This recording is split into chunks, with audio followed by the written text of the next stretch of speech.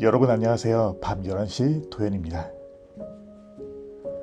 여러분들은 삶을 살아가며 누군가의 말이나 행동으로 상처를 받아본 적이 있나요? 아니면 이와 반대로 상처를 준 적이 있나요? 생각해보면 참 간단하고 쉬운 것 같아요. 누군가에게 상처를 주고받는다는 것이, 그렇죠? 저는 이러한 것들을 상당히 불편하게 생각합니다. 상대에게 상처를 줬다는 것을 뒤늦게 깨달았을 때 조금 더 상냥할 걸, 조금 더 따뜻한 말을 해줄 걸, 분명 더 나은 방향으로 바라볼 수 있음에도 순간 감정의 절제를 하지 못해 아프게만 했다는 것이 늘 신경 쓰이고 뒤늦은 후회를 반복하더라고요. 반대로 누군가가 내게 상처를 주려는 모습이 계속하여 보일 때 저는 참아야만 모든 게 조용히 흘러가는 줄 알았어요. 내 고민이 많아져도 상대는 고의가 없는 것이니까 그러니 괜찮은 거겠지 하고. 여러분, 그런데 저는 어느 순간부터 가만히 바라보기만 하지 않습니다. 전 그런 사람에게 이제 상처는 그만 줘도 돼. 충분히 많이 했어.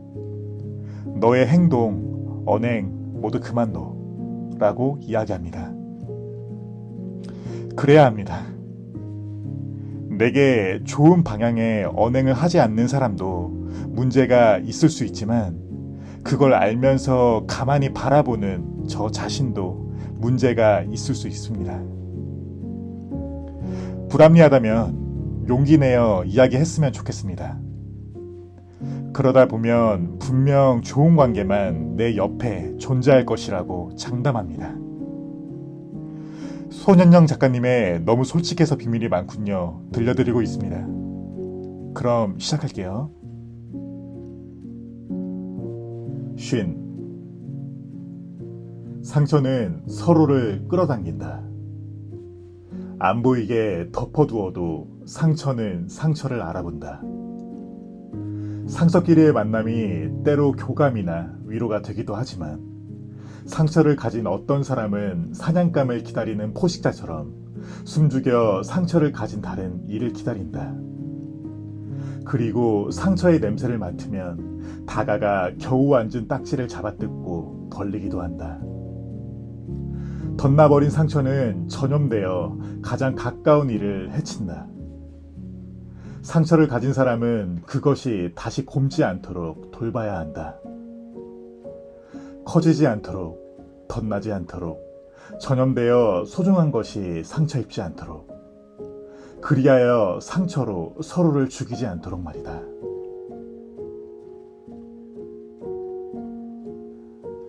하나. 누구에게나 처음은 있다. 처음은 새롭고 설레고 두렵다. 서툴러도 실수해도 처음이니 그럴 수 있다고 위로받을 수 있다. 처음 프리미엄 같은 것이다. 그래서 쌓여가는 경력과 시간이 오히려 무서울 때가 있다. 나이를 어디로 먹은 거야? 라는 말이 나의 이야기는 아니었으면 하고, 일을 몇 년이나 했는데 저렇게밖에 못해 라는 따가운 소리가 내 것은 아니길 바란다. 그럼에도 시간은 너무도 공평하게 성실하게 가고 있다. 요즘은 버티는 것만으로도 대단하고 벅찬 것이라 하지만 문득 그런 생각을 하게 된다. 처음에 깨지고 피가 나면서 치열하게 고민하지 않으면, 그래서 그냥 그렇게 시간만 보낸다면 그저 그런 인간으로 머물 거라는 생각. 그저 그런 무기력한 생활. 그저 그런 인생. 뜨겁게 고민하지 않은 삶에 대한 회한만 남은 사람이고 싶지 않다. 우리의 삶은 온통 선택투성이인데 하나하나에 정성 들여 최선이고 싶다. 처음의 설렘과 두려움, 오래 잊지 않고 쌓여가는 시간 앞에 당차고 싶다.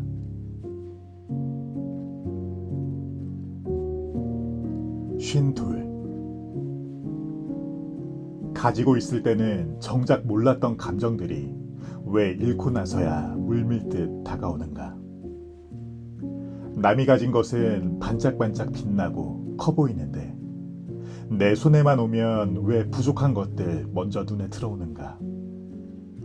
까탈스럽고 예민한 성격 탓에 내 주변을 이루는 모든 것들을 오래 지키지 못했다. 떠나고 나면 후회한다는 것도 남의 일이었다. 날 떠나면 떠나는 것이다. 그걸로 끝이다. 하지만 그것이 남의 손에 들어간 것을 보았을 때 나는 왠지 모를 패배감과 자괴감을 느껴야 했다. 무모하게 내던졌던 하는 모든 일에는 사실 용기가 필요하지 않았다. 소중한 것이 무엇인지 모르기에 잃어도 그만이었으니 누군가의 눈에 용기로 보일 수밖에 없었다. 왜 나는 남보다 나를 우선시하는 것에 이토록 죄책감을 느끼는가? 모든 것의 기준을 나에게 두는데 왜 내 마음은 불편한지 대체 정말 모를 일이다.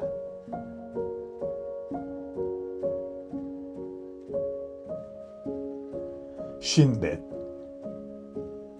사람은 참 희한하지. 개개인으로 볼 때는 다 괜찮은 것 같은데 그 개인들이 모여 집단을 이루면 이상해진단 말이야. 실로 그랬다. 그 사람만 보면 참 다정하고 선한데 어떤 조직 속에서 그의 모습은 낯설기까지 했다. 함께 하하, 호호, 즐겁다가도 누군가 자리를 비우면 뒷이야기를 시작한다든지 아주 가시돋친 말을 예쁘게 포장하여 남을 위하는 척 곤란에 빠뜨린다든지 마치 연극 한 편 보듯이 관객의 자세로 듣고만 있다 보면 기함할 순간이 한두 번이 아닌 것이다. 그들도 누군가에게는 정말 좋은 사람, 좋은 친구일 테지. 사랑스러운 연인이자 가족일 거야 하고 생각하니 이것도 살아가는 방식 중 하나이구나. 인간이란, 아니 집단이란 특성이 그런 거구나 하며 잠시간 이해도 되었다. 그러나 그럼에도 소수의 누군가는 소신을 지키며 살고 개똥 철학이어도 자기만의 신념을 가진 사람은 존재해서 그런 그들을 닮고 싶은 마음이다. 많은 문제는 말에서 시작되므로 입단속, 마음반속을 잘 해야겠다고 다짐한다. 상처 주는 삶은 너무 부끄럽지 않은가?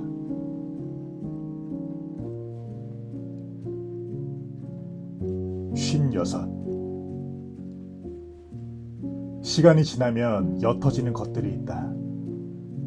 빛이 발해서 원래의 형체를 알아보기 어려워지면 우리는 옛 모습을 내가 기억하고 싶은 모양으로 조작한다. 사람은 잘 변하지 않는다. 아니, 이 정도 살았으면 과장 조금 보태어 사람의 본성은 절대 안 변한다 라고 힘주어 이야기할 수 있다. 오죽하면 갑자기 변한 사람을 보고 곧 죽을 때가 되었나 보다 하고 이야기하겠는가. 사람이 가진 단점, 좋지 않은 습관은 세월이 갈수록 더욱 고착화된다. 그래서 본인이 잘 알아야 한다. 좋은 쪽으로 흐르기 위해서, 타인에게 상처 주지 않기 위해서, 스스로의 행동에 책임지기 위해서는 아는 것이 중요하다. 알면 변할 수 있다고 믿는다. 끊임없이 의식해야 한다. 그래서 자기 반성과 메타인지가 중요한 것이다. 모두가 이렇게 조심하고 노력하면 우리 조금 더 쉽게 살 수 있을까? 10년이 지나도 변한 것 하나 없는 당신을 또 다른 당신들을 보면서 나는 섬뜩함을 느꼈다. 누군가에게 나 역시 여전한 그런 사람일까봐. 옛날, 아니 어제의 과거조차 모르고 반성할 줄 모르는 인간일까봐.